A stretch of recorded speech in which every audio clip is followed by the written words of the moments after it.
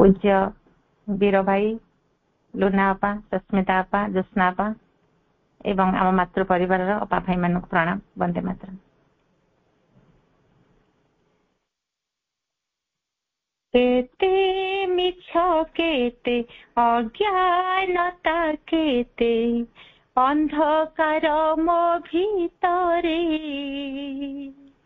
केते मिछ केते अज्ञानता केते अंधकार मो भीतरे, खोजुछि ताहाकु रूपांतर लागी तुमको जानिबा परे, मा तुमको जानिबा परे।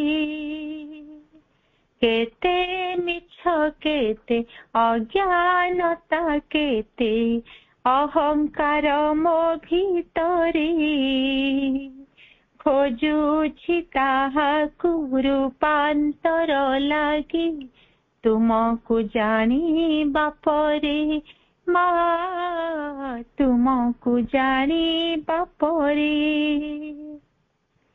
केड़े गोपन रे अहंकारटी मो भीतरे बसिछि, अति आपणार बंधुटिए भाबी सरगरे साइतिछि। केड़े गोपन रे अहंकारटी मो भीतरे बसिछि, अति आपणार बंधुटिए भाबी सरगरे साइतिछि। केते हिंसा केते कपटता केते छलनार कारागारे, केते हिंसा केते कपटता केते छलनार कारागारे, बांधी मु रखिछि निजकु देखुछि सपनर इलाकारे, मा सपनर इलाकारे। केते मिछ केते अज्ञानता केते अंधकार मो भीतरे, खोजुछि ताहाकु रूपांतर लागी तुमको जानिबा परे, मा तुमको जानिबा परे। जेबेठु देखिली जेबेठु जानिली तुमको गो मधुमयी,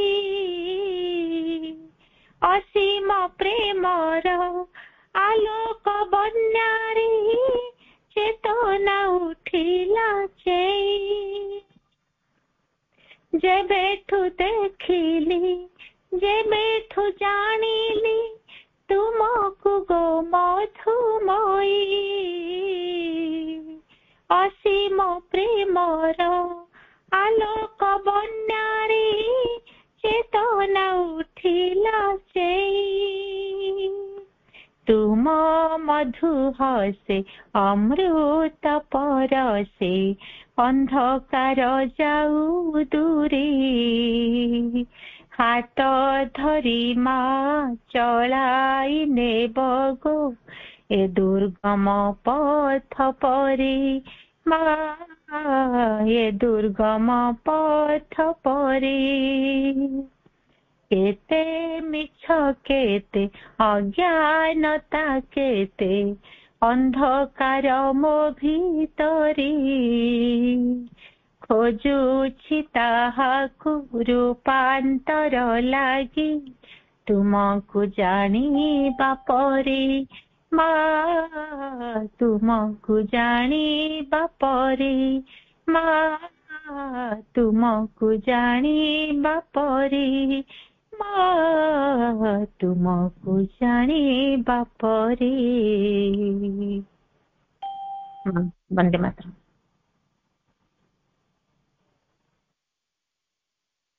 करुणामय माँ परम प्रभु श्री अरविंद पाद पद्म अनंत कोटि कृतज्ञता पूर्ण प्रणाम एवं श्री अरविंद पाठचक्र रे शुभ संध्यार योगदान करुथिबा समस्त मातृ अभिक्षु अबा भाई को अंतर प्रणाम शुभेच्छा। आमे आज पढ़िबा लेटरसन जोग वॉल्यूम 2 रो आमे पढ़ुचे कंसंट्रेशन एंड मेडिटेशन उपरे विषयटी।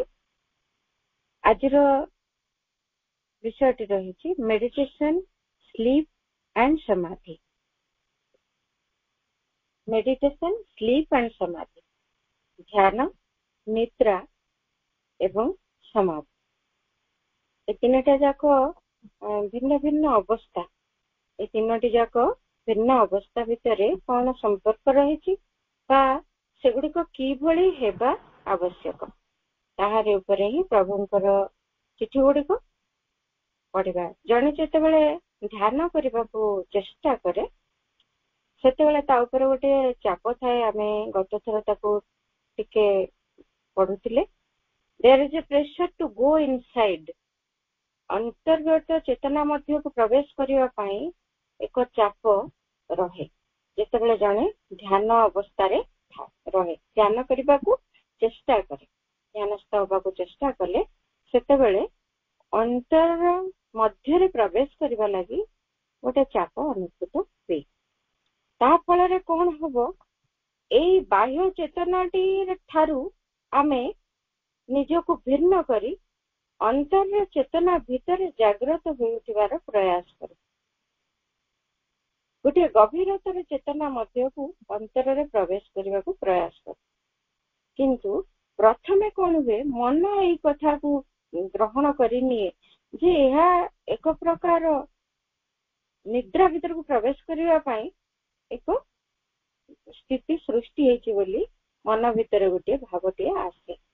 से देखे जेतेबेले तार क्रिया बंद हो गला बाह्य समस्त कार्यकलाप बंद कर दे कि जने जेतेबेले ध्यान रे बसिबा पई चेष्टा करूछि सेतेबेले से बाह्य चेतना रो निजको बंद करी अंतर चेतना रे जागृत होगा को चेष्टा करूछि।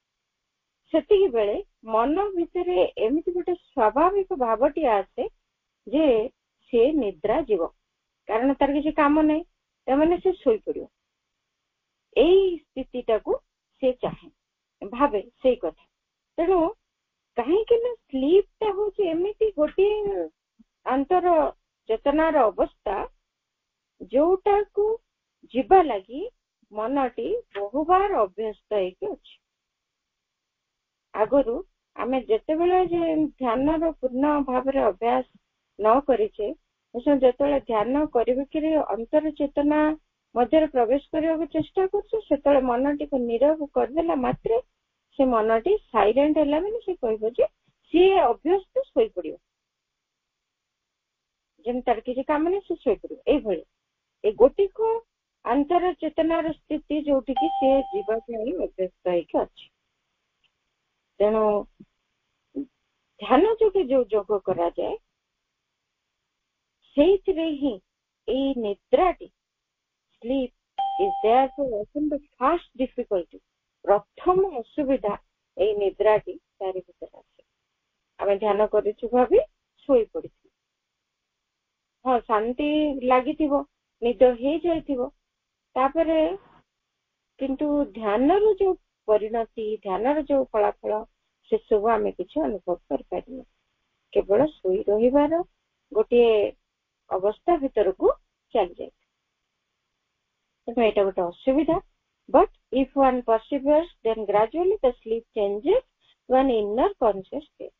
किंतु जने जदि एटिकु टिके चेष्टा करिवो बारंबार सेतरे सचेतन रहिवो ताहले से एमिति गोटे अंतर चेतनार अवस्था को जीव जहा कि निद्रा नुहे एक अंतर जागरण अवस्था हो पारे। प्रभु पुणी कहते I think the sleepiness is a stage which everybody goes through. एटा ए जो निद्रा आसीबा अवस्थाटी ए ध्यान समय निद आसीबा ए जो अवस्थाटी एटा गोटे एमिति अवस्था ଯାହା ଭିତର ଦେଇକି ପ୍ରାୟ ସମସ୍ତେ ହିଁ ଯାଆନ୍ତି, which everybody goes through। ପ୍ରତ୍ୟେକ ବ୍ୟକ୍ତି ଯେଉଁମାନେ ଧ୍ୟାନର ଅଭ୍ୟାସ କରୁଛନ୍ତି ଏମିତି ସ୍ତର ଦେଇକି ସେମାନେ ଯାଆନ୍ତି। A sort of mechanical reaction of the physical to the pressure for including it in the concentration of the sadhana। जोटा कि a sort of mechanical reaction, एटा होची गोटे प्रकार यांत्रिक प्रतिक्रिया कहार फिजिकल रा आम भौतिक शरीर रो टू द प्रेशर। ए जो प्रेशर टा आसे जे अंतर्गत चेतना मध्य को प्रवेश करबा पई ध्यान करबा माने हम साइकोलॉजिकली फिजिकली मेंटली सब कंडीशन भीतर गोटे चाप आसुची जे अंतर चेतना मध्य को प्रवेश। एटी जेतेबेले आसुची एटा होची फिजिकल रो गोटे यांत्रिक प्रतिक्रिया गोटे ए चापटी प्रति से एकाग्र हवा पाई चेष्टा करू करू से सोई पड़छ, से सेठी तार से जड़ अवस्था को चली जाउछ। तेणु it is best not to mind it. एटी पे सब बेले जदि व्यस्त हबु आमे प्रारंभिक अवस्था रे एटा तो समस्त को पाई प्रथम रो अति बेसी व्यस्त हे पड़िबानी जानिबा जे हां याटा तो जोटे उन्नततर अवस्था अछि जोथरे निद्रा नथिबो किंतु अंतर जागरण रे एक अवस्था थिबो जानिबा से स्तर को आमे जीवार प्रयास करिबा आस्पृहा करिबा एवं व्यस्त बेसी होबानी जे काहे कि मो सब किछि कोन हे गला आ किछि हबनी ए भली गोटे भाव आसे व्यस्त करि पकाए विचलित करि पकाए से कथाटी मन भितर केवल रही थाए ताहा न हेबा भलो। सेति पय प्रभु कहउछन्ती it will go off itself as the consciousness increases and takes the physical into its point। जेतिकी चेतना रो अग्रगति होतबो अभिवृद्धि होतबो सेति धीरे धीरे एई कथाटी आम भितरु अतिक्रांत हबो। आमे सोई पड़िबिनी हम अंतर चेतना भितर को जागृत हेबा शिखिबु कारण ए फिजिकल टा केमिति आम चेतना द्वारा नियंत्रित हे जीवो एवं सी आउ शोइबा पई से स्थिति को से जड़तार अवस्था से निद्रा अवस्था को नहीं जीवो नहीं। It is better to let us know about any physical troubles. भल भाव रे आमे जानिबा एटा गोटे एमिति भारसाम्य रखिबार अवस्था को आमे जीवु फिजिकल ट्रबल गुडा को कोन से विषय रे जानिबा जे कोन असुविधा रही बाकी आमे व्यस्त होबानी बेसी एई अवस्था समस्त आसबू या भीतर देखिए आम निश्चय अतिक्रम कर आगू को जापर जदि आम से लगी रहू आस्पृहा कर अध्यवसाय कर। The sleep does come like that when one tries to meditate. It has to be dealt with where that is possible by turning it into a conscious inner and withdrawn state। जेतेबेले एमिति आमे ध्यान रे बसु ए sleep टा बा निद्रार अवस्थाटी एमती आसी मझरे पहुंचीबो ए common कथाटी एमिति आसी। तेणु आमे देखु जेतेबेले कलेक्टिव मेडिटेशन गुडा करे बहुत लोक प्राय सोईथिबे एते जोर सोई पड़िथिबे पूरा किए गड़ी पड़िबणी किए जोरे शब्द करिकरी घुंगुड़ी मारुथिबो एमती सब भी आमे देखिबा को पाउथिबा जेतेबेले कलेक्टिव मेडिटेशन गुडा करे सेठी अधिक संख्या लोक बसतांती। तेणु एटा जनकर प्रॉब्लम नुहे आमे सेठु ही देखि दे परिबा जे बहुत जन ध्यान करला बेले एमती निद्रार अवस्था को जाउछ बेसी व्यस्त है से भीतर निज को ऑक्युपाई करके रखिबा ठीक नहीं एटा आसे किंतु जेते दूर संभव ताकू ता सहित ता मध्य दे आमे ताकू अतिक्रम करबा जेते संभव ये गोटे अंतर्मुखी अवस्था को आमको नहीं जीवार प्रचेष्टा करुवा जेतेबेले आमे ध्यान करने को बसुचे निद्रा आसला आम शोक से डुबी जाऊे ताहा न करी टिके चेष्टा रहबो जे केमती अंतर चेतना भितर निमग्न होगा शिखिबा एमिति अचेतन भाव में शोकरी गड़ी पड़वा घुंगुड़ी मारिबा झुलुथिबा एसब न करके टिके जदि संभव चेष्टा करबा केमती आमे ଆନ୍ତର ଚେତନା ଭିତରେ କିଛି ଅନୁଭବ ଅନୁଭୂତି ପାଇବା, ସେ ମଧ୍ୟରେ କିଛି ନିବିଷ୍ଟ ହେବା, ଏଇ ଚେଷ୍ଟା ଟିକେ ଟିକେ କରୁଥିବ। Where not by remaining in a quietly concentrated wakefulness। ଯଦି ଯୋଉଠି ହେଇପାରୁନି ସେଠି ଟିକେ ନିରବ ସ୍ଥିର ଭାବରେ ଏକାଗ୍ର ହେଇ ଟିକେ ସଜାଗ ସଚେତନ ଭାବରେ ଓପନ ୱିଦାଉଟ୍ ଏଫର୍ଟ, ଆମେ ବିନା ପରିଶ୍ରମ କରିକି ଅତି ଶ୍ରମ କରିକି ଯଦି କେବଳ ସେ କଥା ନାଇଁ ନାଇଁ ମତେ ଶୋଇବାକୁ ହବନି କହି ଆମେ ପୁରା ଗୋଟେ ବ୍ୟସ୍ତ ବିବ୍ରତ ହେଇ ତା ଭିତରେ ଗୋଟେ ଏଫର୍ଟ ଦେବାର ଲାଗୁ ଯେ ନାଇଁ ନାଇଁ ମୁଁ ଯେମିତି ହେଲେ ଚାହିଁକି ରହିବି। ସେ ଏଫର୍ଟ ରେ କଣ ହୁଏ, କାହିଁକି ପ୍ରଭୁ ସବୁବେଳେ ୱିଦାଉଟ୍ ଏଫର୍ଟ କହୁଛନ୍ତି? ଧ୍ୟାନ କଲା ବେଳେ ସଂଘର୍ଷ କରିବାକୁ ପଡିବନି, ଯେମିତି ସଂଗ୍ରାମ କରିବାକୁ ପଡିବନି ଯେ ମୁଁ ଏଇ ଅବସ୍ଥାରେ ରହିବି। ସେମିତି କଲେ ଆମେ ସେଇ କ୍ଷେତ୍ରଟିରେ ରହିଯିବା। ଆମେ ଆଉ ତାର ଫରୱାର୍ଡ ଷ୍ଟେଟ ଯାହା ଆଗକୁ ଯାହା ଯାହା ଅବସ୍ଥା ଗୁଡିକ, ଯାହା ଅନୁଭୂତି ଉପଲବ୍ଧି ଗୁଡିକ ସେଆଡକୁ ଯାଇପାରିବାନି। ଏଇ ଚେଷ୍ଟା ଭିତରେ ଆମେ ଖାଲି ଗୋଳେଇ ଘାଣ୍ଟି ହଉଥିବା, ଲାଗିଥିବୁ କେମିତି ଚିନ୍ତା ଗୁଡିକୁ ତଡିବୁ, ତାପରେ ସେଇଥିରେ ଲାଗି ଲାଗି କେତେ କାଳ ପଳେଇବ, ଆଉ ମୋଟେ ତା ଭିତରେ ଆମେ ଧ୍ୟାନର ସ୍ଥିତିକୁ ଯାଇପାରିବୁନି, କେବଳ ଚିନ୍ତା ଗୁଡିକୁ ତଡିବାରେ ଲାଗିଥିବୁ। ସେମିତି ଏଇଥିରେ ବି ଏଫର୍ଟ ଦବାନି, ଯେମିତି ସେମିତି ଏମିତି ଏଫର୍ଟ ଦେଇ ଲାଗି ପଡିବାନି ଯେ ନିଜକୁ ଉନ୍ମିଳିତ କରିକି ରଖିବା, ରିସେପ୍ଟିଭ ହେଇକିରି ସେଇ ପ୍ରତି ଗୋଟେ ଚେଷ୍ଟା ଲାଗି ପଡିବା, ତାହା ନୁହେଁ। ଯଥା ସମ୍ଭବ ଯେତିକି ପସିବଲ ସେତିକି ହିଁ ଟିକେ ସଜାଗ ସଚେତନ ରହିବା କଥା କୁହାଯାଉଛି। ତାପରେ ଏଫର୍ଟ ଦେଇକି ଲାଗି ପଡିବାକୁ କୁହାଯାଏ। ସଜାଗ ରହିବା ଯେ ଏଇ କଥାଟି ନ ହେଇକିରି କେମିତି ମୁଁ ଶୋଇ ନ ପଡିକି ଟିକେ ଜାଗ୍ରତ ରହିବି, ବା ଯଦି ବି ଟିକେ ମତେ ଏମିତି ଅନ୍ତର୍ଚେତନା ଭିତରକୁ ଯିବା ଭଳି ଅନୁଭବ ହଉଛି, କେମିତି ଅନ୍ତର୍ଚେତନା ଭିତରେ ଯାଇ ପ୍ରବେଶ କରିବି, ସେଠାର କିଛି ଅନୁଭବ ପାଇବି, ଏତିକି ସଜାଗ। ସେଥିରେ କିନ୍ତୁ ପ୍ରାଣପଣେ ଲାଗି ପଡିବା, ଯୋଉ କଷ୍ଟ କରିକି ସେଇ କଥାକୁ କରୁଥିବା, ତାହା କୁହାଯାଏ। ତେଣୁ ପ୍ରଭୁ ସବୁଠି ୱିଦାଉଟ୍ ଏଫର୍ଟ ବୋଲି ଲେଖୁଛନ୍ତି। ତାପରେ ସବୁ ଉପରେ ଗୋଟିଏ କଥା, ଯେତେବେଳେ ଆମେ ଓପନ ହଉଛୁ ମାଙ୍କ ଆଡକୁ, ଆମର ଏଫର୍ଟର ବେଶୀ ଆବଶ୍ୟକତା ନାହିଁ। ମାଙ୍କ ଶକ୍ତି ଆମ ଭିତରେ ସବୁ କିଛି ସମ୍ଭବ କରିଦେଇ ପାରିବ। ତେଣୁ ୱିଦାଉଟ୍ ଏଫର୍ଟ ଆମର ଗୋଟେ ତାର ପ୍ରଚେଷ୍ଟା ପାଇଁ ଆମେ ବ୍ୟଥିତ ହେବା ଉଚିତ ନୁହେଁ। ସେଥିପାଇଁ ଅଧିକ ବିଚଳିତ ହୋଇ ଲାଗି ପଡିବା ଉଚିତ ନୁହେଁ। This tendency to sit and be perfectly quiet and this pressure of sleep are not at all due to laziness। ଆମେ ଭାବିପାରୁ ଯେ ଏଇଟା ଆମର ଅଳସୁଆମୀ, ଆମର ଜଡତା, ଯିଏକି ଆମକୁ ଏମିତି ନିଦ୍ରା ଅବସ୍ଥାକୁ ନେଇଯାଉଛି ମେଡିଟେସନ ବେଳେ। ତାହା ନୁହେଁ, ଆଳସ୍ୟ ନୁହଁ ଏଇଟା ଆମର, ତାହା ପ୍ରଭୁ କହୁଛନ୍ତି। ଏମିତି ଧୀରେ ବସିବା, ସ୍ଥିର ହେଇକି ବସିବା ଏବଂ ଆମ ଭିତରେ ଏଇ ନିଦ୍ରା ପ୍ରତି ଗୋଟେ ଚାପ ଅନୁଭବ କରିବା, ଏଇଟା ଆମର ଆଳସ୍ୟ ବୋଲି ଆମେ କେବେ ଭାବିବା ନାହିଁ।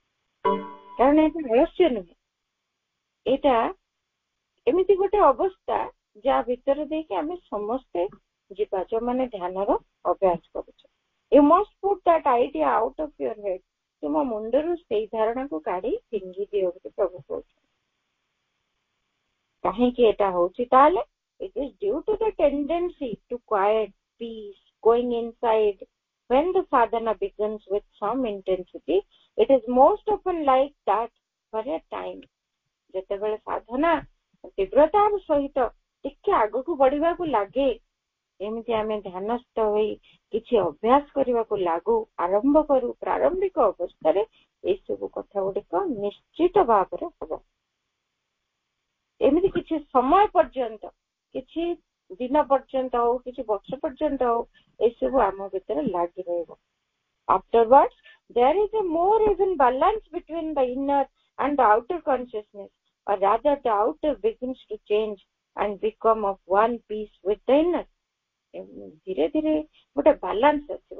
ଆମେ ଏଇଟା କଣ କରୁଛୁ, ଯେତେବେଳେ ଧ୍ୟାନ କରୁଛୁ ଆମେ ଚେଷ୍ଟା କରୁଛୁ ଯେ ଆଉଟର କନସିୟସନେସ ଟାକୁ ସାଇଲେଣ୍ଟ କରିବୁ, ଆଉଟର କନସିୟସନେସ ଟାକୁ କ୍ୱାଇଟ କରିବୁ, ନିରବ କରିବୁ, ସାଇଲେଣ୍ଟ କରିବୁ, ସ୍ଥିର କରିବୁ, ଅବିଚଳିତ କରିବୁ, ଏମିତି କଣ୍ଡିସନକୁ ନବୁ, ଅଚଞ୍ଚଳ ଅବସ୍ଥାକୁ ଯିବୁ ଆଉଟର କନସିୟସନେସ ଟାକୁ। ସେତିକି ବେଳେ ଯାଇକି ଇନର କନସିୟସନେସ୍ କୁ ଯାଇପାରିବୁ। ତେଣୁ ଏଇ ଯୋଉ ପ୍ରାକ୍ଟିସଟା ହଉଛି, ଦିଟା କନସିୟସନେସ୍ ଭିନ୍ନ ଭିନ୍ନ ଆମ ଭିତରେ ଜଣା ପଡୁଛନ୍ତି, ଗୋଟେ ବାହ୍ୟ ଚେତନା, ଗୋଟେ ଅନ୍ତର ଚେତନା।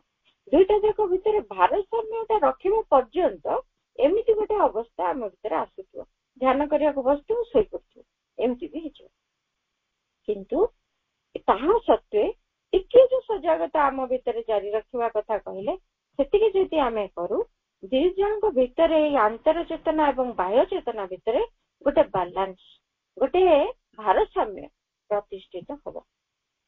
ବା ଏମିତି ବି ହେଇପାରେ ଏଇ ଦିଟା ଯାକ ଚେତନା ଭିତରେ ବାଲାନ୍ସ ସ୍ଥାପନ ହେଇପାରେ, ବା ବାହ୍ୟ ଚେତନା ଆରମ୍ଭ କରେ ପରିବର୍ତ୍ତିତ ହବାକୁ।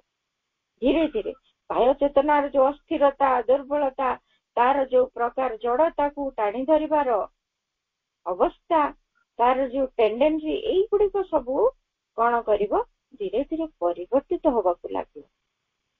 ପରିବର୍ତ୍ତିତ ହେଇକି ସିଏ ଆନ୍ତର ଚେତନାର ଗୋଟିଏ ଅଂଶ ହେବା ଲାଗି ଚେଷ୍ଟା କରିବ। ଅର୍ଥାତ୍ ଆନ୍ତର ଚେତନା ସହିତ ଯୋଡି ହେଇ ତା ଭଳି ହେବା ଲାଗି ତା ଭିତରେ ଗୋଟେ ପ୍ରୟାସ ବି ଆରମ୍ଭ ହବ। ଇଏ ଗୋଟେ ସମୟ କ୍ରମେ ଏଇ ସବୁ କଥା ଗୁଡିକ ହବ। ଏମିତି ନୁହେଁ ଯେ ତା କିଛି ସମୟ ମଧ୍ୟରେ, ଅଳ୍ପ ମାସ ଭିତରେ ଆମେ ତାକୁ କରି ଦେଖେଇ ଦେଇ ପାରିବୁ, ତାହା ନୁହେଁ। ସମୟ ଲାଗିବ, କିନ୍ତୁ କିଛି ସମୟ ଭିତରେ ଏଇ କଥାଟି ସମ୍ଭବ। ଆମ ଭିତରେ ବାହ୍ୟ ଚେତନା ଅନ୍ତର ଚେତନା ଭିତରେ ବାଲାନ୍ସ ହେବ। ବାହ୍ୟ ଚେତନାଟି ପରିବର୍ତ୍ତିତ ହୋଇ ଆନ୍ତର ଚେତନା ସହିତ ସମତାଳରେ ଚାଲିବା ପାଇଁ ପ୍ରୟାସ କରିବ, ତାର ଅଂଶ ହେବାକୁ ଚେଷ୍ଟା କରିବ। So do not let this trouble you. ଏଇ କଥାକୁ ନେଇକି ଏତେ ବ୍ୟସ୍ତ ହୁଅ ନା, ୟାକୁ ନେଇକି ଏତେ ଅସୁବିଧାରେ ପଡ ନା ବୋଲି ପ୍ରଭୁ କହୁଛନ୍ତି। When the pressure gives a tendency to insidedness, samadhi, the physical being not being accustomed to go inside, except in the way of sleep, translates this into a sense of sleepiness. ଯେତେବେଳେ ଅନ୍ତର ଚେତନା ଭିତରକୁ ପ୍ରବେଶ କରିକିରି ଆମେ ସମାଧିର ଅବସ୍ଥାକୁ ଯିବାକୁ ଚେଷ୍ଟା କରିବୁ, କାରଣ ଧ୍ୟାନର ଗଭୀରତମ ଅବସ୍ଥା ଆଡକୁ ଗଲା ବେଳକୁ ଆମେ ସମାଧି ଅବସ୍ଥାରେ ପ୍ରବେଶ କରିବୁ। ଗୋଟେ ସମାଧି ଅବସ୍ଥା ରହିଛି, ସମାଧି ସ୍ଥିତିଟା ରହିଛି, ଏବଂ ସେ ସମାଧି ସ୍ଥିତିଟା ଯୋଉଟା କି ପ୍ରଭୁ ଅନ୍ୟତ୍ର ଲେଖିଛନ୍ତି, the going inside of the consciousness which is naturally called trance or samadhi। ଆମ ଚେତନା ଯେତେବେଳେ ଅନ୍ତର୍ଗତ ହବାକୁ ଆରମ୍ଭ କରେ, ସେତେବେଳେ ଆମେ ଗୋଟେ ଅବସ୍ଥାରେ ଯାଇ ପହଞ୍ଚୁ, ଯୋଉଟା କି ବାହ୍ୟ ଚେତନାକୁ ଦେଖାଯାଏ ଯେମିତି ଟ୍ରାନ୍ସ। ମା ଯେମିତି ଟ୍ରାନ୍ସରେ ରହୁଥିଲେ ବୋଲି ଆମେ ଏଇ ଶବ୍ଦଟି ବାରମ୍ବାର ଶୁଣିଛେ, ଏବଂ ଅନେକ ଘଟଣା ସାଧକ ମାନଙ୍କ ଜୀବନରେ ମଧ୍ୟ ଏଇ ଟ୍ରାନ୍ସ ଅବସ୍ଥାରେ ସେମାନେ କିଛି ଅନୁଭୂତିର କଥା ଉଲ୍ଲେଖ ମଧ୍ୟ କରିଛନ୍ତି। ଯେମିତି ସେ ଟ୍ରାନ୍ସ ଅବସ୍ଥାରେ ମା ରହନ୍ତି, ଅନେକ ସମୟ ଧରି ଜଣଙ୍କର ମଥାରେ ହାତ ରଖିଥିବେ, ସେ ସେମିତି ରହିଥିବେ। ମା ଟ୍ରାନ୍ସକୁ ଚାଲିଗଲେ ବୋଲି ସେ କହନ୍ତି। କାହିଁକି ଟ୍ରାନ୍ସ? ନା ଗଭୀର ଅନ୍ତରସ୍ଥ ଚେତନା ମଧ୍ୟରେ ପ୍ରବେଶ କରିବା, ଏଇ ବାହ୍ୟ ଚେତନାଟି ପୁରା ନିଷ୍କ୍ରିୟ ହେଇଗଲା ଭଳି ଏକ ଅବସ୍ଥାକୁ ଆସିବ, ଯୋଉଟା କି ଆମେ କହୁ ଟ୍ରାନ୍ସ ବା ସମାଧି ଅବସ୍ଥା। ତେଣୁ ଏଇଟା ମନର ନୀରବତା, ପ୍ରାଣର ନୀରବତା, ଯୋଉଟା କି ପୂର୍ଣ୍ଣ ଭାବରେ ସମ୍ପ୍ରସାରିତ ହେଇଯାଏ ଶରୀରକୁ। ମନ ପ୍ରାଣ ଦୁଇଟି ଯାକ ତ ନୀରବ ଥାନ୍ତି, ଶରୀର ଚେତନାକୁ ମଧ୍ୟ ଏଇ ନୀରବତାଟି ସଞ୍ଚରି ଯାଏ ସମାଧିସ୍ଥ ଅବସ୍ଥାରେ। It comes at first in meditation. ଏଇ ଅବସ୍ଥାଟିକୁ ଆମେ ପ୍ରଥମେ ଭେଟୁ ମେଡିଟେସନ ବେଳେ। ମେଡିଟେସନର ଲଗାତାର ଯଦି ଆମେ ଅଭ୍ୟାସ କରୁଛୁ, ଅନେକ ଦିନ ଧରିକି ଅଭ୍ୟାସ କରୁଛୁ, ଆମେ ଏଇ କଥାଟିକୁ ସମ୍ମୁଖୀନ ହବୁ, ଏମିତି ଗୋଟେ ଅବସ୍ଥାକୁ ଆମେ ଯିବୁ। ଆଉ ଯେତେବେଳେ ଏମିତି ଗୋଟେ ଇନସାଇଟନେସ୍ କୁ ଯାଉଛୁ, ଅନ୍ତର୍ଗତ ହଉଛି ଆମ ଚେତନା, ଏଇ ପ୍ରବୃତ୍ତିଟି ଚେତନା ମଧ୍ୟରେ ଆସୁଛି, ଏଇ ଚାପଟି ଆସୁଛି ସମାଧି ସ୍ତରକୁ ଯିବା ପାଇଁ, ସେତେବେଳେ ଗୋଟିଏ ଆମ ଭୌତିକ ସତ୍ତାଟି ରହିଛି, ସିଏ ଯେହେତୁ ଅଭ୍ୟସ୍ତ ନୁହେଁ ଏଇଭଳି ଅବସ୍ଥା ଗୁଡିକରେ, ସିଏ ଯୋଉ ଅଭ୍ୟାସଟିରେ ରହିଛି ସେଇ ଅଭ୍ୟାସଟି ଆଡକୁ ଯାଏ। ତାହା ହଉଛି ନିଦ୍ରା। ତେଣୁ ଏଇଟା ଗୋଟେ କିଛି ଖରାପ ସ୍ଥିତି ନୁହେଁ କି ଏହା ଏତେ ବ୍ୟସ୍ତ ହୋଇ ପଡିଲା ଭଳି ଗୋଟେ ଅବସ୍ଥା ନୁହେଁ। ୟାକୁ ଅତିକ୍ରମ କରି ଆମେ ଆଗକୁ ଯିବୁ, ଖାଲି ତା ଭିତରେ ଟିକେ ସଜାଗତା ଆମକୁ ଦରକାର। ଅର୍ଥାତ୍ ଦ ଟେଣ୍ଡେନ୍ସି ଟୁ ଫଲ୍ asleep during meditation, ଏଇ ଅବସ୍ଥାଟି ଯୋଉ ଆମେ ଧ୍ୟାନ ସମୟରେ ଶୋଇପଡିବାର ଯୋଉ ପ୍ରବୃତ୍ତିଟି ଆମ ଭିତରେ ଆସିଯାଉଛି, is a common obstacle with all who practice yoga at the beginning. ପ୍ରାରମ୍ଭିକ ଅବସ୍ଥାରେ ସମସ୍ତଙ୍କ ପାଇଁ ଇଏ ଗୋଟେ କମନ ଅବଷ୍ଟାକଲ, ଗୋଟେ ଅତି ସାଧାରଣ ଅସୁବିଧା ବାଧା ଯାହାକି ଆସେ। This sleep disappears gradually in 2 ways. ଏଇ ଯୋଉ ନିଦ୍ରା ଅବସ୍ଥାକୁ ଆମେ ଚାଲି ଯାଉଛୁ, ଇଏ ଦୁଇଟି ଉପାୟରେ ଧୀରେ ଧୀରେ କରି ଆମ ଭିତରୁ ଯିବ। ଧୀରେ ଧୀରେ କରି, ଗ୍ରାଜୁଆଲି ବୋଲି ପ୍ରଭୁ କହୁଛନ୍ତି, କ୍ରମେ କ୍ରମେ ଆମ ଭିତରୁ ଯିବ। ପ୍ରଥମଟି କଣ? By the intensifying of the force of concentration, ଏକାଗ୍ରତାର ଶକ୍ତିକୁ ଅଧିକରୁ ଅଧିକ ତୀବ୍ରତର କରିବା ଦ୍ୱାରା। ପ୍ରଥମ ଉପାୟଟି କହିଲେ ଆମେ କଣ କରୁ, ଏକାଗ୍ରତାଟିରେ ଆଉ ସେତେବେଳେ ଧ୍ୟାନ ଦଉନୁ। ଯେତେବେଳେ ବଡିଟା ଧ୍ୟାନ ସମୟରେ ଇନୱାର୍ଡ ହେଲା ବେଳକୁ ଶରୀରଟା ଅଭ୍ୟସ୍ତ ଅଛି, ମନଟା ଅଭ୍ୟସ୍ତ ଅଛି, ଖାଲି ନିଦ୍ରାର ଅବସ୍ଥାକୁ ଚାଲି ଯାଉଛନ୍ତି। ତେଣୁ ସେଇ ନିଦ୍ରା ଅବସ୍ଥାକୁ ସେ ଚାଲିଗଲା ବେଳକୁ ଆମେ ଛାଡି ଦଉଛୁ ନିଜକୁ। ସେଇ ଅବସ୍ଥା ଆମେ ଏମିତି ନ ଯାଇ ଟିକେ ସଜାଗ ସଚେତନ ରହି ଏକାଗ୍ରତାର ତୀବ୍ରତାକୁ ଟିକେ ବଢେଇବା, ଏକାଗ୍ରତାର ଶକ୍ତିକୁ ଟିକେ ତୀବ୍ରତର କରିବାର ଚେଷ୍ଟା କରିବା। କେମିତି ଏକାଗ୍ର ହବ, ଅନ୍ତର ଚେତନା ଭିତରେ କେମିତି ପ୍ରବେଶ କରୁ। ତା ଅର୍ଥ ନୁହେଁ ଯେ ବହୁତ ଏଫର୍ଟ ଦବୁ, କେବଳ ସଚେତନ ହେଇ ସେଇ କ୍ରିୟାଟିକୁ କରାଯିବ। ଅଧିକ ପ୍ରଚେଷ୍ଟା କରିକି ଗୋଟେ ଷ୍ଟ୍ରଗଲ କରିବା ପାଇଁ ଏଠି କହୁନାହାନ୍ତି, ଯାହାକି ପ୍ରଥମ ଉପାୟ। ଦ୍ୱିତୀୟ ଉପାୟଟି କହିଲେ by the sleep itself becoming a kind of swapna samadhi in which one is conscious of inner experiences that are not dreams.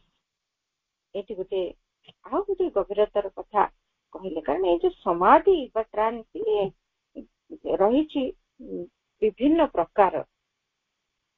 ଆମେ ଯୋଉ ନିଦ୍ରା ଅବସ୍ଥାକୁ ଯାଉଛେ ତାହା ଧୀରେ ଧୀରେ ଗୋଟେ ସ୍ୱପ୍ନ ସମାଧି ଅବସ୍ଥାକୁ ଯିବା ଦ୍ୱାରା ଆମେ ନିଦ୍ରାରୁ ମୁକ୍ତି ପାଇପାରିବା ବୋଲି ବି ପ୍ରଭୁ କହୁଛୁ। ତାହେଲେ ସ୍ୱପ୍ନ ସମାଧି କଣ? ସମାଧିଟା ଏଇଟା, ଏଇ ଯୋଉ ସମାଧି ଅବସ୍ଥା, ତା ବିଷୟରେ ଟିକେ ବୁଝିଲେ ଆମେ ଭଲ ଭାବେ ଆଉ ଟିକେ ସହଜରେ ଏଇ ଅବସ୍ଥା ଗୁଡିକୁ ଧରି ପାରିବା ଏବଂ ସେ ଆଡକୁ ଯିବା ଲାଗି ଆମ ଭିତରେ ପ୍ରେରଣାଟି ମଧ୍ୟ ପ୍ରକାଶ ପାଇବ। ଏଇ ସମାଧି ଅବସ୍ଥାଟି ତ ଜାଣିଲେ, ଯେତେବେଳେ ଅନ୍ତର୍ଗତ ହୁଏ ଚେତନାଟି ଯିବାକୁ ଆରମ୍ଭ କରେ ଏବଂ ସେତେବେଳେ ମନ ପ୍ରାଣ ନୀରବ ରହି ଶରୀର ଚେତନା ପର୍ଯ୍ୟନ୍ତ ଏଇ ନୀରବତା ସ୍ଥିରତା ସମ୍ପ୍ରସାରିତ ହେଇଥାଏ ଏବଂ ଏହାକୁ ଆମେ ଧ୍ୟାନରେ ହିଁ ଭେଟିଥାଉ ଧୀରେ ଧୀରେ। ତେଣୁ ଏଇ ସମାଧି ଅବସ୍ଥା ପ୍ରଭୁ କହୁଛନ୍ତି is a help for reaching the inner depths of consciousness. ଅନ୍ତର ଚେତନାର ଯୋଉ ଗଭୀରତା ରହିଛି ସେଇଠି ଯାଇକି ପହଞ୍ଚିବା ପାଇଁ ଏଇ ସମାଧି ଅବସ୍ଥାଟି ଆମକୁ ସହାୟକ ହୁଏ। ଆଉ ଏଇ ସମାଧି ଅବସ୍ଥାରେ ଜଣେ ଜାଗ୍ରତ ନଥାଏ, ସେ ବାହ୍ୟ ଚେତନା ଯେ କହିଲେ ସମାଧି ଏମିତି ଗୋଟେ ଅବସ୍ଥା in which one is not awake. ଜଣେ ଜାଗ୍ରତ ନଥାଏ, ମାନେ ବାହ୍ୟ ଭାବରେ ଜଣକୁ ଆମେ ଦେଖିବାନି ସେ ଚାହିଁଛି ବୋଲି, ସେ ବାହ୍ୟ ଚେତନାରେ ଜାଗ୍ରତ ଥିଲା ପରି ନଥିବ ଏବଂ ସିଏ ନଟ୍ ଆୱେୟାର ଅଫ୍ ଆଉଟୱାର୍ଡ ଥିଙ୍ଗସ୍। ବାହ୍ୟ ଘଟଣା କଣ ଘଟୁଛି, ବାହାରେ କଣ ସବୁ ହଉଛି, ସେସବୁ ନା ତାକୁ ଦିଶୁଥିବ ନା ସେ ବିଷୟରେ ସେ ସଚେତନ ଥିବ ବା ସେସବୁକୁ ଜାଣିବା ଅବସ୍ଥାରେ ଥିବ, ସେମିତି ନଥିବ। କିନ୍ତୁ but also one is not asleep, ସେ ଅବସ୍ଥାରେ ଜଣେ ଶୋଇ ବି ନଥାଏ। ଇଏ ହଉଛି ସମାଧି ଅବସ୍ଥା। ମା ଯେତେବେଳେ ଟ୍ରାନ୍ସରେ ରହୁଥିଲେ ସେତେବେଳେ ମା କଣ ଶୋଉଥିଲେ କି?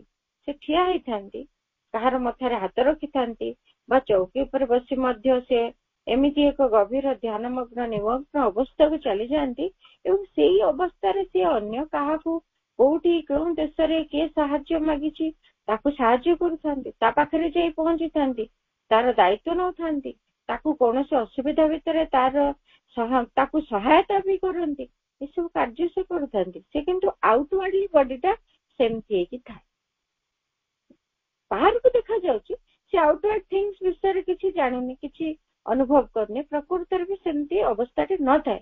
ଇନୱାର୍ଡଲି କିନ୍ତୁ ସେ ଜାଗ୍ରତ, ଶୋଇନି, ସେ ଶୋଇନଥିବ। But also one is not asleep, one is conscious inwardly with another than the waking consciousness। ଏଇ ବାହ୍ୟ ଜାଗ୍ରତ ଚେତନା ବ୍ୟତୀତ ଅନ୍ତର ଚେତନାରେ ଭିନ୍ନ ପ୍ରକାର ସେ ଜାଗ୍ରତ ହେଇକି ଥାଏ। ଆଉ ଗୋଟେ ଚେତନାର ରାଜ୍ୟ, ଅନ୍ତର ଚେତନାର ଗଭୀରତାର ରାଜ୍ୟ ଭିତରେ ସେ ବିଚରଣ କରୁଛି। ସେଠି ଅନେକ ଅନୁଭୂତି, ଅନେକ କିଛି କ୍ରିୟା ବି ସେ କରୁଥିବ, କିନ୍ତୁ ବାହାରକୁ ଦେଖାଯାଉଥିବ ସେ ଯେମିତି ଗଭୀର ଧ୍ୟାନସ୍ଥ ହେଇକି ବସିଛି, କି ଯୋଉ ଅବସ୍ଥାରେ ଥିଲା ସେଇ ଅବସ୍ଥାରେ ସେ ରହିଛି, ଗୋଟେ ମୂର୍ତ୍ତି ପରି ସେ ରହିଛି। ଏଇଭଳିଆ ହବ, ଯୋଉ ପୋଜିସନରେ ଅଛି ସେଇ ପୋଜିସନରେ ରହିଛି। ଇଏ ହଉଛି ସମାଧିସ୍ଥ ଅବସ୍ଥା। ଏବଂ ଏଇ ଅବସ୍ଥାଟି ଆହୁରି ମଧ୍ୟ ପ୍ରଭୁ କହୁଛନ୍ତି, ଇଟ୍ ଇଜ ଅ ଷ୍ଟେଟ୍ ଅଫ୍ ଇନର ଇମୋବାଇଲ ସାଇଲେନ୍ସ।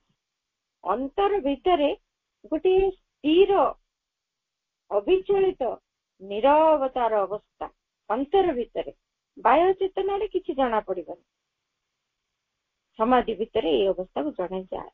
ଏଥିରେ କଣ ହୁଏ, ଦ ଆଉଟର ମାଇଣ୍ଡ ଇଜ ଷ୍ଟିଲ୍ଡ, ବାହ୍ୟ ମନ ପୁରା ସ୍ଥିର ହେଇକି ଥାଏ, and there is only some inner or some higher consciousness which may itself be either in silent concentration or else experiencing some state of knowledge or ananda or peace।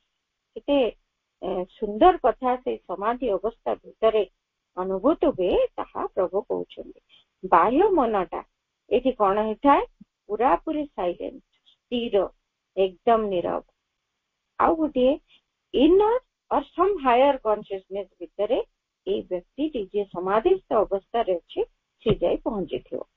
କିଛି ଅନ୍ତର ଏବଂ ଊର୍ଦ୍ଧ୍ୱତର ଚେତନା ମଧ୍ୟରେ ସେ ପ୍ରବେଶ କରିଥିବ, ଯିଏକି ଯୋଉ ଚେତନା ନିଜ ସ୍ୱରୂପରେ ଏକ ଗଭୀର ନିରବ ଏକାଗ୍ର ଚେତନା, ସେ ଏଇ ନିରବ ଏକାଗ୍ର ଚେତନା ଭିତରେ ନିଜେ ମଧ୍ୟ ନିବିଡ଼ ଏକାଗ୍ରତା ଭିତରେ ଥିବ, ତାରି ଭିତରେ ସିଏ ପୁରାପୁରି ଏକଦମ ଏକାଗ୍ର ହେଇକି ରହିଥିବ ସେ ଚେତନା ଭିତରେ। କେତେ ସୁନ୍ଦର କଥା ଘଟୁଛି ଏ ସମାଧି ଅବସ୍ଥାଟିରେ, କିନ୍ତୁ ବାହାରକୁ ଦେଖାଯାଉଛି ଯେ ମଣିଷଟି ପୁରା ଗୋଟେ ମୂର୍ତ୍ତି ଭଳି ବସିଛି, କି ଛିଡା ହେଇଛି, କି ଯାହା କରୁଛି, ସେଇଭଳି ଅବସ୍ଥାରେ ସେ ଅଛି।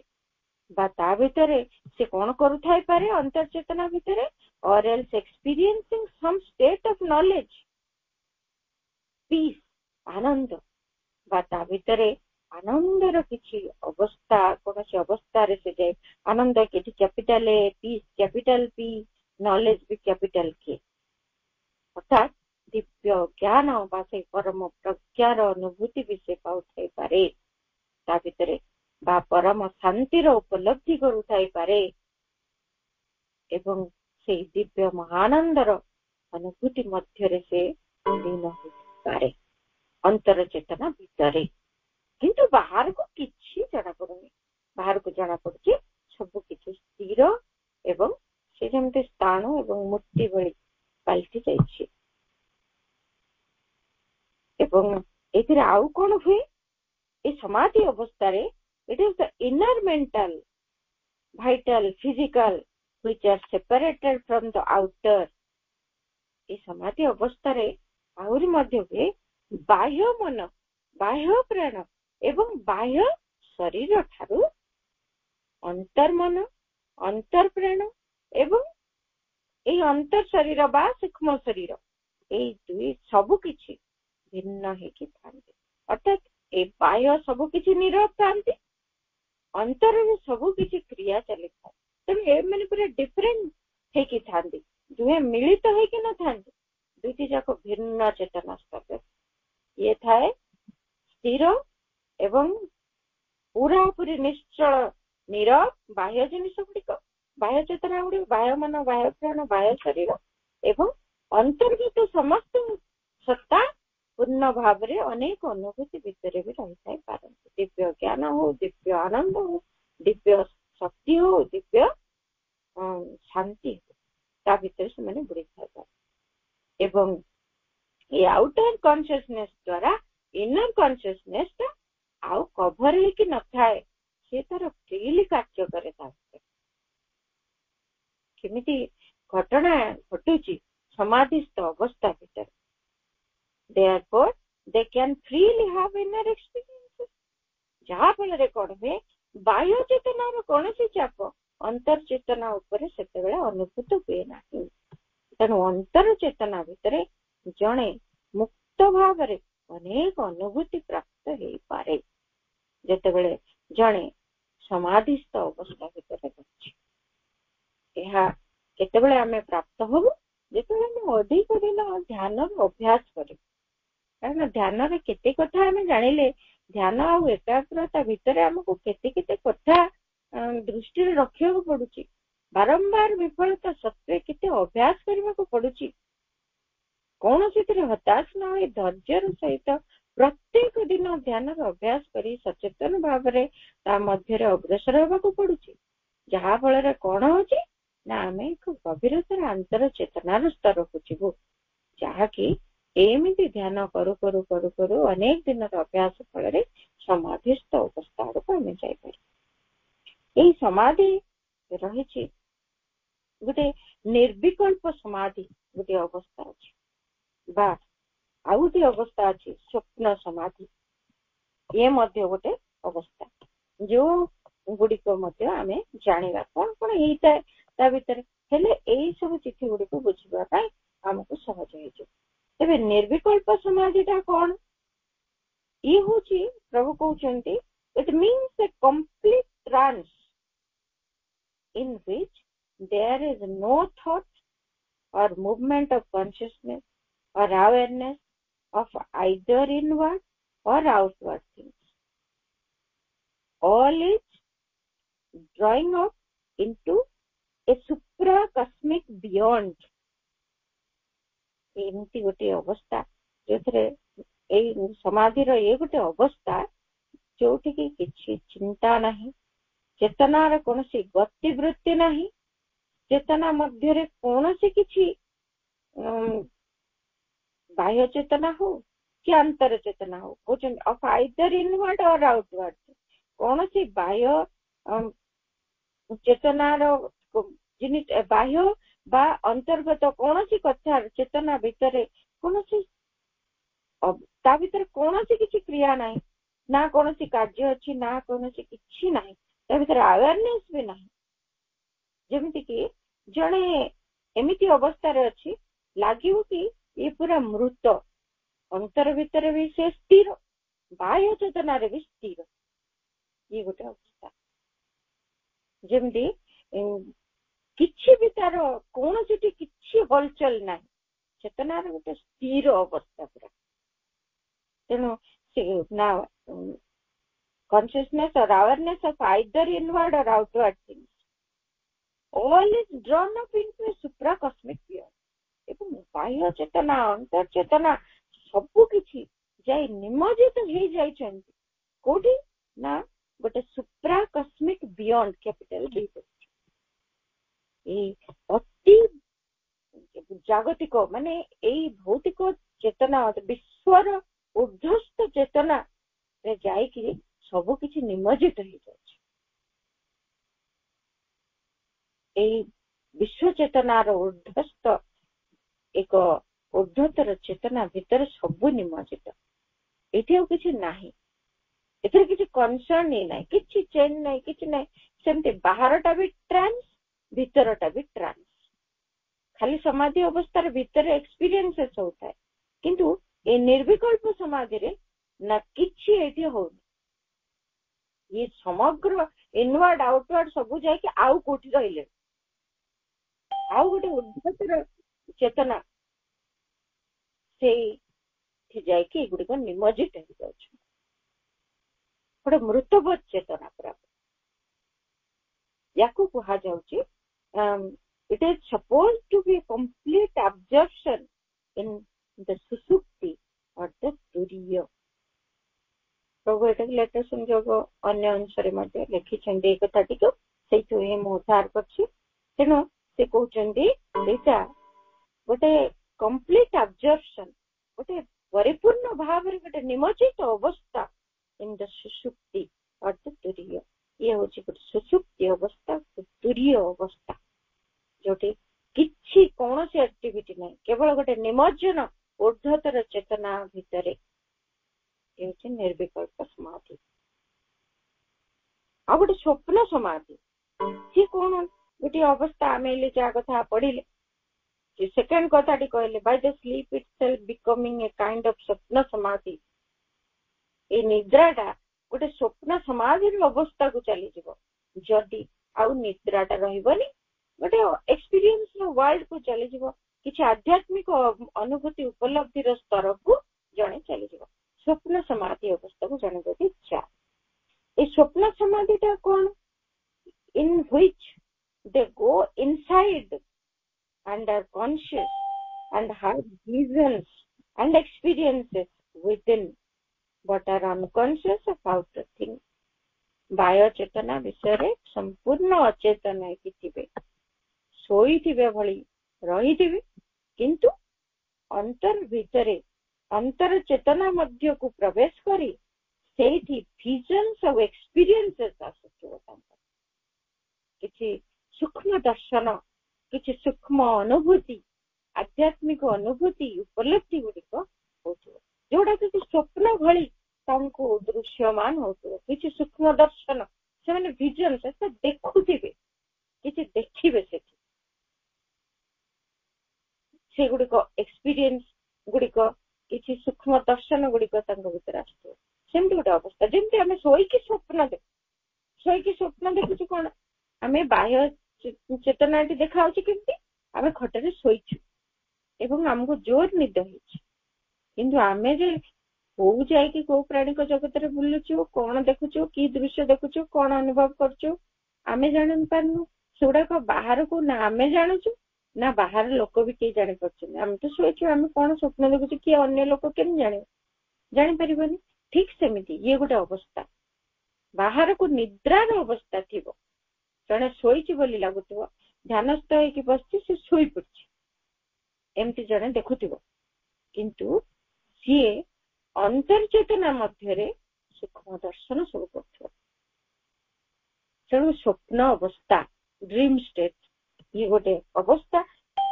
ये गोटे समाधि अवस्था गभीर अंतर्चेतना भीतर प्रवेश कर अवस्था एवं ये एक प्रकार समाधि जहाँ को ये जो कि स्वप्न बेले किसी दृश्य को देखुचे तेणु आपको गोटे स्वप्न अवस्था स्वप्न समाधि कह तेणु ये गोटे सुषुप्ति गोटे स्वप्न समाधि ये सब अवस्था रही तेबे आमर निद्राटी एमती स्वप्न समाधि अवस्था को जिते जीव जो खाली ध्यान रे बसिक शोई पड़ू अनकॉन्शियस हो जाऊँ किए घुंगुड़ी मारुचु कि एमती गड़ुचु टलुचु सेमिति सेमिति नहे सचेतन एक अवस्था ताठारु आउ टिके उन्नततर महत्तर अवस्थाटीए जोटा स्वप्न समाधि अवस्था भीतर को प्रवेश करे जदि टिके सजग रहबु धीरे धीरे बाह्य भाव रे हम सोई पड़ले भी स्वप्न रे सेमिति गोटे अंतर्चेतना जगत भीतर प्रवेश करिकी सेमिति किसी सूक्ष्म दर्शन लाभ कर निद्राटी केवल गोटे वृथा निद्रा हबनी केवल गोटे शोई पड़िबार भंगीटी हब नाही ताहा फलप्रद एक समाधि अवस्था हे पारे सेतिके in which one is conscious of inner experiences that are not dreams एमिति गोटे अवस्था आमे सेति सूक्ष्म दर्शन जो होउची से खाली स्वप्न नहीं सेगुड़ाक यथार्थ स्वप्न बोली आमे कहबे सेगुड़ाक जेहेतु एगुड़िक विजन एक्सपीरियंसेस ताको खाली स्वप्न कहिदेले होबो कि से स्वप्न नुहे which that are not dreams eighty working consciousness ता नष्ट हेची वर्किंग कॉन्शियसनेस नाही ଜାଗ୍ରତ ଚେତନା ନାହିଁ, ଜଣେ ଶୋଇଛି ବୋଲି ଦେଖାଯାଉଛି। But it is replaced not by sleep, but by an inward conscious state. ये ଗୋଟେ ଅନ୍ତର୍ଗତ ଭାବରେ ଗୋଟେ ସଚେତନ ଅବସ୍ଥା ଆଡକୁ ଯାଇଛି, ଯୋଉଠି କିଛି ଆଧ୍ୟାତ୍ମିକ ସୂକ୍ଷ୍ମ ଦର୍ଶନ ହଉଛି, ଅନୁଭୂତି ହଉଛି। ଏଇଟା କଣ? ଏଇଟା ଗୋଟେ ପ୍ରଡକ୍ଟିଭ, ଏଇଟା ଭାରି ଇଫେକ୍ଟିଭ, ଭାରି ଗୋଟେ କଣ ଡାଇନାମିକ ଜିନିଷଟେ। ଏଇଟା ଗୋଟେ ପ୍ୟାସିଭ କଥାଟେ ନୁହେଁ, ଖାଲି ସେମିତି ନିଷ୍କ୍ରିୟ ଭାବରେ ଶୋଇପଡିବା ଆଉ ଏମିତି ଭିଜନ୍ସ ଆଉ ଏକ୍ସପିରିଏନ୍ସେସ୍ ପାଇବା ଏ କମ କଥା ନୁହେଁ। ଏ ଗୋଟେ ଡାଇନାମିଜିମ ତା ସହିତ ଅଛି, ଗୋଟେ କ୍ରିୟାଶୀଳତା ତା ଭିତରେ ଅଛି। ତେଣୁ ଏଇ ସ୍ତରକୁ ଆମେ ଯାଇ ପହଞ୍ଚି ପାରିବା। ଏଇ ସ୍ଟେଜରେ କଣ ହବ? one in which one moves in the supraphysical of the mental or vital being. ଏ ମନ ପ୍ରାଣ ଠାରୁ ଉର୍ଦ୍ଧ୍ୱରେ ଅତି ଭୌତିକ ସ୍ତରରେ ଜଣେ ସେଠି ଗତି କରୁଥାଏ। ତେଣୁ ସେଇଟା ଗୋଟେ ଆନ୍ତର ଜାଗ୍ରତ ଅବସ୍ଥା। ବାହ୍ୟ ଯଦିଓ ସୁପ୍ତ ଅବସ୍ଥା ଦେଖାଯାଉଛି, ନିଦ୍ରା ଅବସ୍ଥା ଦେଖାଯାଉଛି, କିନ୍ତୁ ଆନ୍ତର ଜାଗରଣର ଏକ ସ୍ଥିତି ଯୋଉ ଭିତରେ ଦେଇକି କିଛି ଭିଜନ୍ସ ଏକ୍ସପିରିଏନ୍ସେସ୍ ଆମେ ପାଉଛେ। ଏମିତି ଦୁଇ ପ୍ରକାର ଏଇ ସ୍ଲିପ ଟା, ଯୋଉ ଖାଲିରେ ଶୋଇପଡିବାଟା, ଧ୍ୟାନ କରୁ ଶୋଇପଡିବାଟା ଚେଞ୍ଜ ହେଇପାରିବ, ପରିବର୍ତ୍ତିତ ହେଇପାରିବ ଅତି ଗଭୀରତର ସମାଧି ଅବସ୍ଥାକୁ।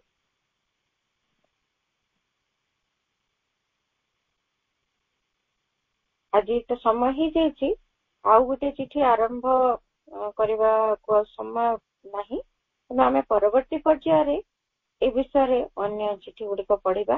ଆଜିର ଆଲୋଚନାକୁ ମାଙ୍କ ପାଦପଦ୍ମରେ କୃତଜ୍ଞତାପୂର୍ଣ୍ଣ ପ୍ରଣାମ ସହିତ ନିବେଦନ କରୁଛି। ଅନ୍ତରରୁ ସମସ୍ତ ଅପାଭାଇ ମାନଙ୍କୁ ଅଶେଷ କୃତଜ୍ଞତା। ବନ୍ଦେ ମାତରମ୍।